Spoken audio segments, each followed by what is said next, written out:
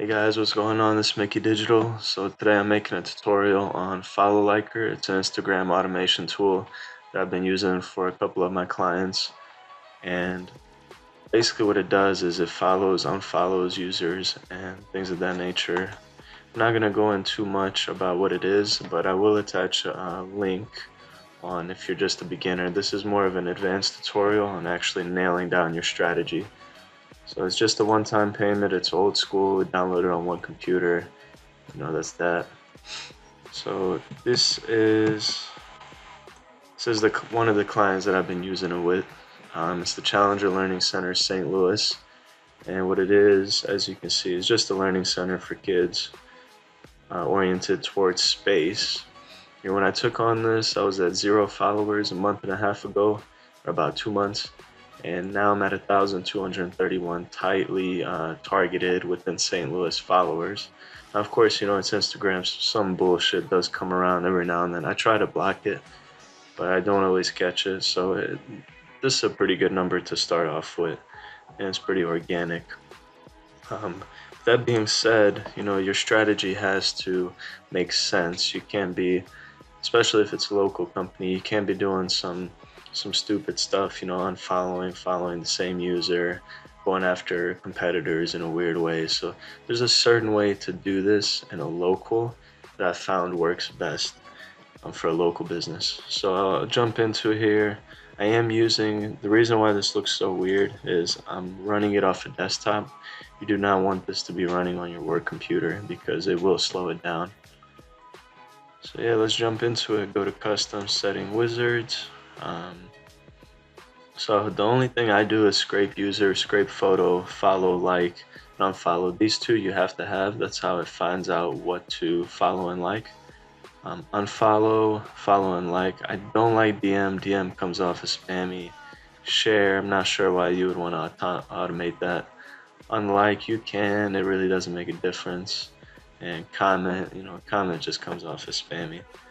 So I'm at 260, shuffle tasks. So yeah, let's get into it. Scrape user limit at 90. For users, I do not scrape, only top result. I ignore private users, ignore users with no profile picture, so that's pretty standard. And yeah, so this is how I went about it. If you're dealing with a local client, you're gonna want to go to Trip Advisor, and this is where you get ideas on,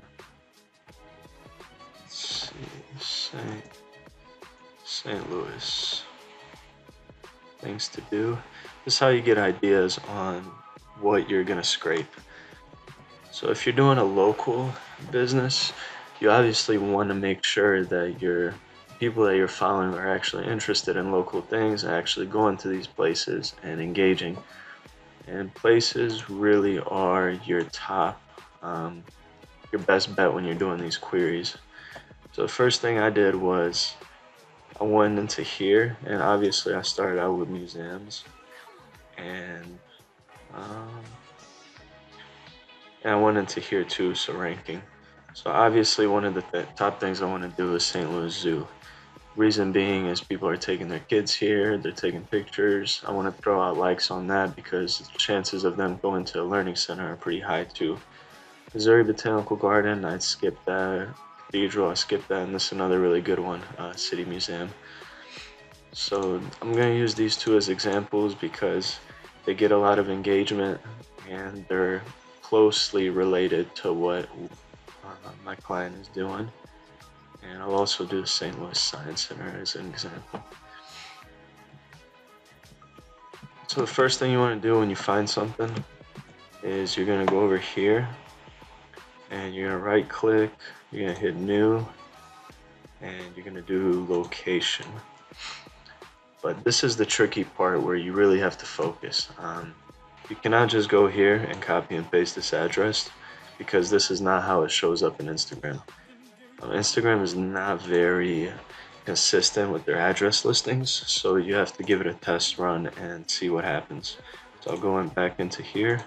So let's say St. Louis St. Louis Science Center. So The way they do is 5050 Oakland Avenue, comma, St. Louis, comma, MO. And that is the same way that you have to type it in. Oakland, comma, St. Louis, so comma, St. Louis, comma, Missouri. And you're gonna hit save. And the reason why you want to do that is if we go back into here, and we're gonna click on it, you can see that this gets tons of engagement, and it's exactly what we're looking for. I've compiled a list here. I also like to add the name of the profile, so users who tagged, users following, and basically what I do is I just go through TripAdvisor and I find different things that relate to me. This is where I get ideas. So I'll show you. I have St. Louis Public Library, the St. Louis Zoo. I have some addresses in here. So as you can see, this one is One Government Drive, comma, St. Louis, comma, Missouri. But for this one, it's 2933 Barrett Station Road. But sometimes it gets confused and people check in this one, 3015 Barrett Station Road. That's just RD, so you really have to catch those and nail them spot on. If you're doing local, I would refrain from going broad. I did a hashtag St. Louis, and I accidentally picked up some really messed up pictures. And the reason why this is important is people are going through their following, and if you do hashtag St. Louis, you might get some messed up stuff like somebody rolling a blunt or something like that. And if somebody happens to catch, let's say, your profile liking a picture like that and you're supposed to be child oriented, it's really gonna kill a lot of credibility to your brand. So you really want to watch out when you're doing location, because it's really easy to get yourself in some trouble. Or I'm sorry, when you're doing local, it's really easy to get yourself into some trouble. So make sure they're not broad like hashtag St. Louis, so that when this pops up into people's feeds, it's all pictures that are relevant and that are going to keep them engaged. And then for the scrape photo and video settings, you just want to go and also include all of your locations. So this is where you really want to nail locations, because the reason why is people are going there, they're engaged, they're posting pictures, and those are your ideal target market. You know, with restaurants, it's easier. You have a lot of competitor restaurants. You just have to make sure that they fit what you're targeting, because you only get about 500 likes per day and about 500 follows a day. So you want to make sure you're getting targeted. It's not a quantity thing, it's a quality thing. And this is also important. This is on one of the newer updates, so the older tutorials are not going to actually have this. This I'll attach a video, and you can also copy these settings. It's okay. These settings are just to make sure that it's automating at a rate that a human would automate. And these settings in here, the first one I'll go through is follow users who posted. For a local account, you do 0 to about 20 days. You want to make sure they're engaging on Instagram, but you don't want to follow people that haven't posted in 2 years, because they're not going to give you a lot of return. If this was a content page, you can bump it down, but for a local page, you want to keep about 20 days, because local people don't live their lives on social for the most part. Follow users who have 8 to, sorry, maybe, yeah, I guess I'll keep it like that. So you want to have somebody that's decently engaged on Instagram, and I think 8 is about good for local, and really just leave it to the default. It doesn't matter. Follow users who have 120 followers to 20,000. This number doesn't really matter, but you want to follow people that have a decent amount, and I've dropped this low. I mean, this really should be about maybe, I would say, 160 up to 200. And the reason why is if somebody has 50 followers, you really don't want to follow them as a brand. It's really kind of creepy, and they're wondering, how did you find them? So you want to make sure that they got at least a little bit of followers. And this is the most important one right here. I'm actually going to bump it down. Follow users who have 30 to 1,100 followings. If they have over 1,100, and this is still pushing it, chances of them actually seeing what you post are very slim. So you want to keep it at a decent number. If somebody's following 4,000 people, you know they're never going to engage with your stuff. And then follow users who have 30 following. And this should probably be about 40 to 60. And the reason why is if they're following one person, chances of them following you back are slim to none. So you want to make sure they have a decent amount of following pages, so that way your follows are more worthy. Because like I said, you only have about 500 follows a day, if that. You want to make sure that you're targeting as well as possible, and ignore private user, obviously. To unfollow, you can just pause and copy these settings. They've worked pretty well for me. If you're feeling risky, you can bump these up and bump up all the other ones. I prefer to just stay in safe range so I don't get any accounts blocked. And this is another big one for local accounts. Don't unfollow followers, and the reason why is, yeah, your following will get built up, as you can see on this page. You know, I'm at a pretty big following, but the reason is, once you get to about like 1,500, you're gonna download an app, and I'm not sure which one I'm gonna use yet.